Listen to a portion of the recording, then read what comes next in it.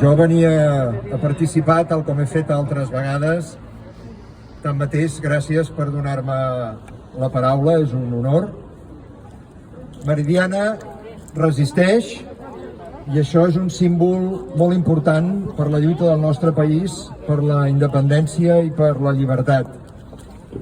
Que Meridiana resisteixi és tot un símbol de que la lluita no ha acabat, de que no hem renunciat, que no ens hem rendit i que continuarem lluitant cada dia aquí i a tot arreu fins a assolir la independència. Per tant, moltes gràcies, felicitacions. Meridiana resisteix realment és un fet heroic, molt valuós, molt important i molt necessari. Gràcies per ser-hi. Sé i sabem que és molt difícil, que és molt complicat, que és molt dur i per tant això encara ho fa més meritori i més heroic.